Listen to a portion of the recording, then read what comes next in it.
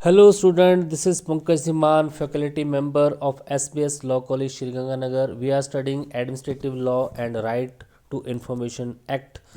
And the next question is discuss the reason for the growth of administrative law. तो next question हमारे पास क्या है कि जो एडमिनिस्ट्रेटिव लॉ है जिसको आपने लास्ट लेक्चर में समझा कि एडमिनिस्ट्रेटिव लॉ क्या है, इसके ग्रोथ के कारण क्या है, क्यों इंडिया में ये इतना फास्ट ग्रो हुआ है। एडमिनिस्ट्रेटिव लॉ आपको पता है एक जजमेंट लॉ है, वेरियस जुडिशियल डिसीजन के बेसिस पे जो है एडमिनिस्ट्रेटिव लॉ बना है। एडमिनिस्ट्रेटिव लॉ के अंडर जो एडमिनिस्ट्रेटिव एजेंसीज होती हैं, जो हमारे पास एडमिनिस्ट्रेटिव यूनिट्स होती हैं, different different department of government होते हैं, उनके पावर्स को, उनके वर्क्स को, उनकी लाइबिलिटीज़ को, उनकी ड्यूटीज़ को वहाँ पे डिटरमिन किया जाता है, उनका निर्धारण किया जाता है। और और उनका जो प्रोसीजर होता है उसका भी वहाँ पे निर्धारण किया जाता है कि कैसे ये जो different different organs of the government है, एडमिनिस्ट्रेटिव एजेंसीज हैं, ये कैसे अपना काम करेंगी और कितनी पावर का यूज़ ये करेंगी। यही और ये इनको बताने के लिए जो लॉ बनाया गया है वही क्या है, एडमिनिस्ट्रेटिव लॉ होता है।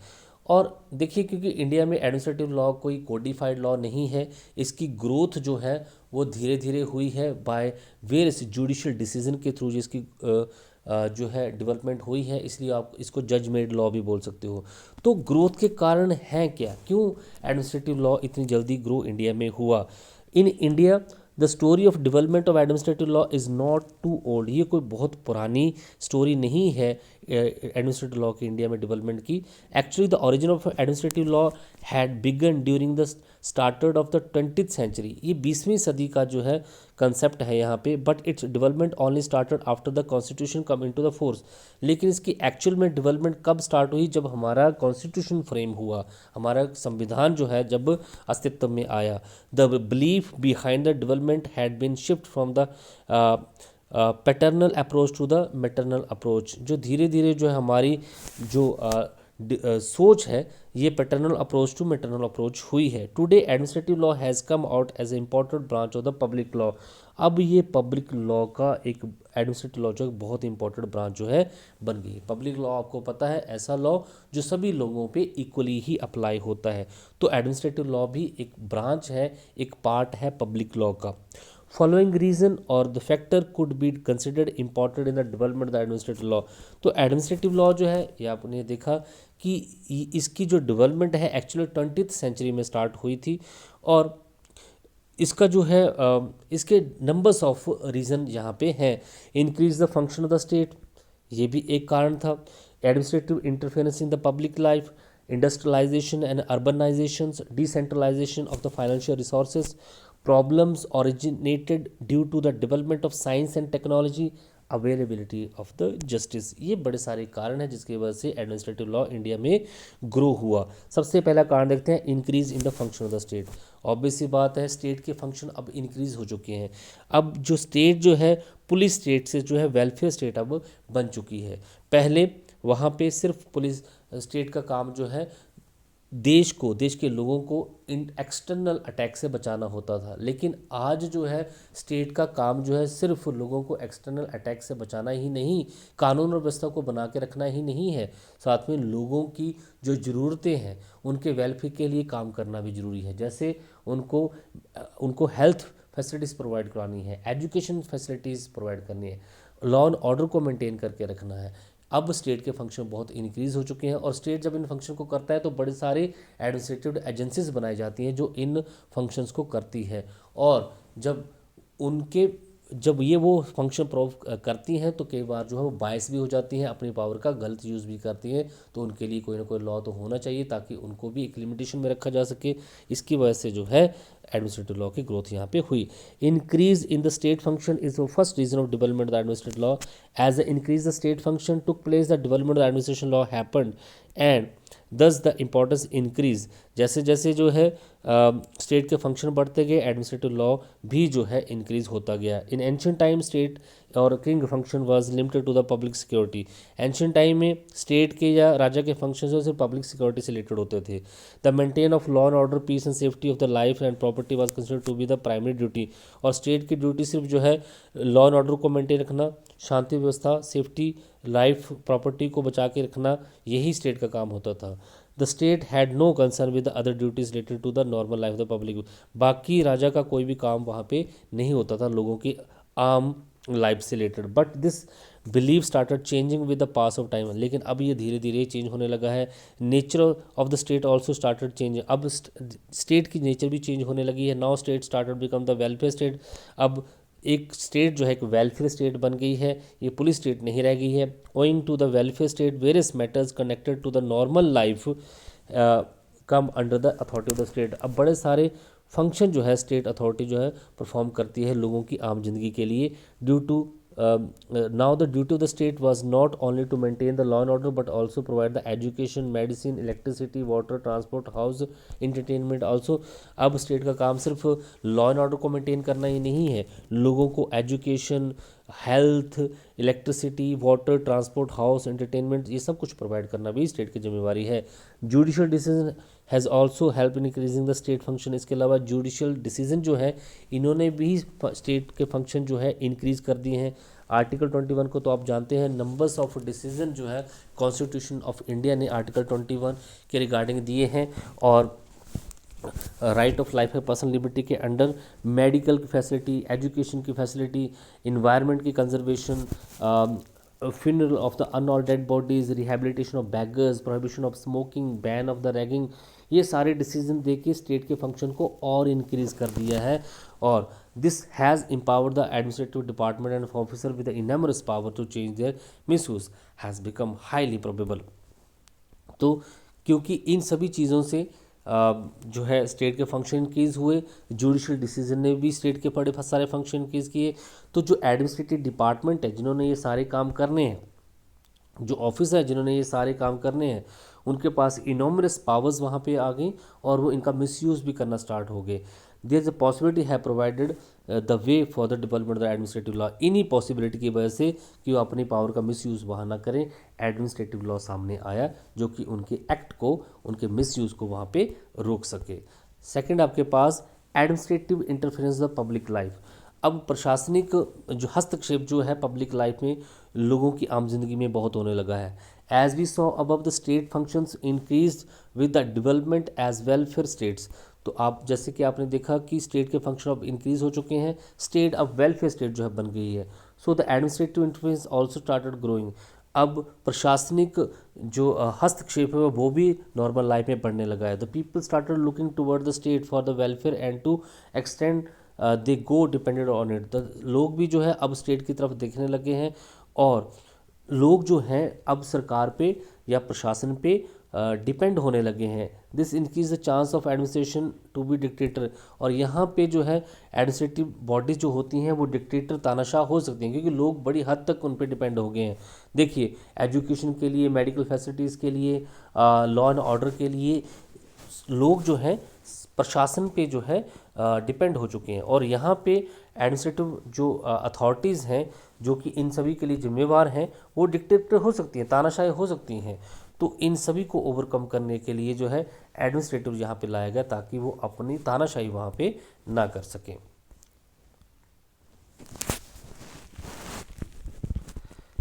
Administrative law develop the study of the establish control over the administrative department officer. तो एडमिनिस्ट्रेटिव लॉ जनरली क्या करता है, ऐसा लॉ बना के लाता है जिससे जो है एडमिनिस्ट्रेटिव डिपार्टमेंट, उनके ऑफिसर जो हैं उन पे कंट्रोल वहाँ पे बनाया जा सके और जो है जुडिशियल कंट्रोल भी उन पे साथ में किया जा सके।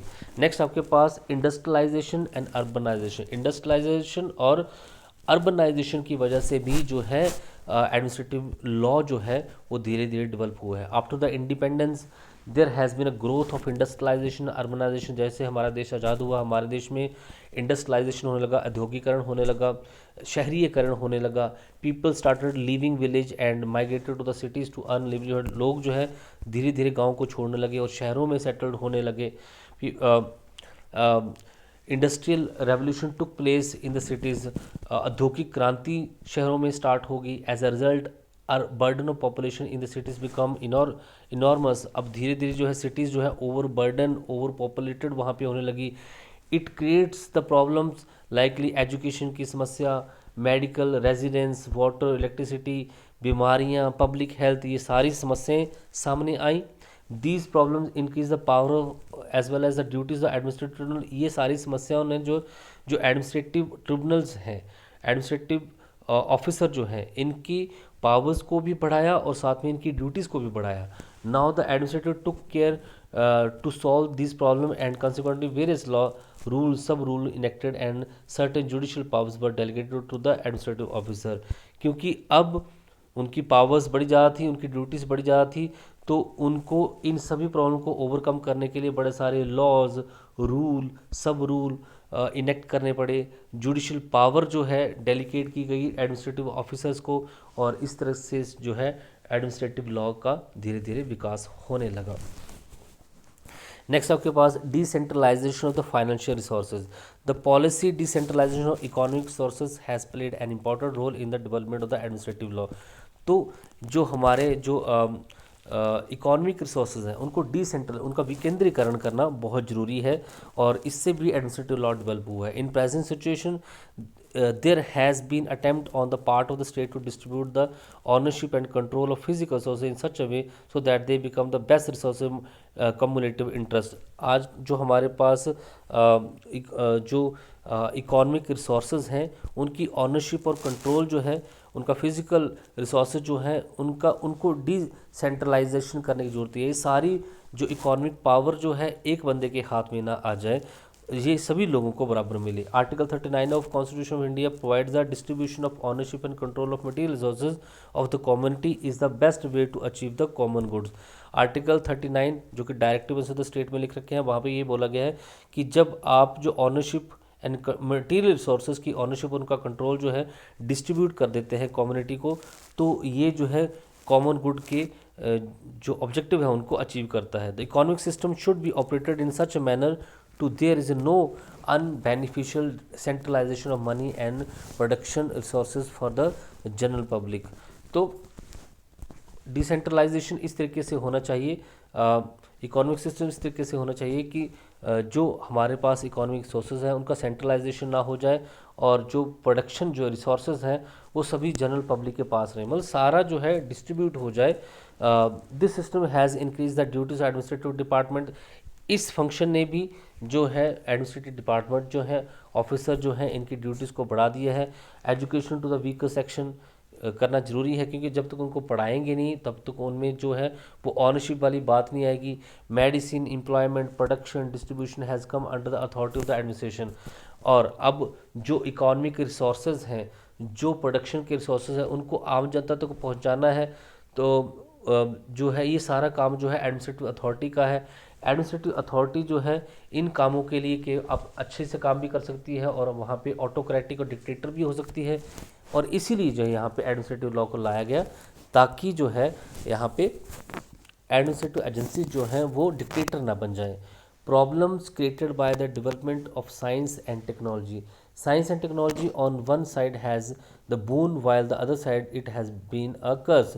तो साइंस एंड टेक्नोलॉजी एक साइड से तो ये वरदान का काम करते हैं, दूसरी तरफ ये अभिशाप का काम भी करती है। It development created number of problem in society. Science and technology की डेवलपमेंट जो है ये सोसाइटी में बड़ी सारी प्रॉब्लम लेके भी आती है, like pollution, urbanization, heavy traffic, unemployment.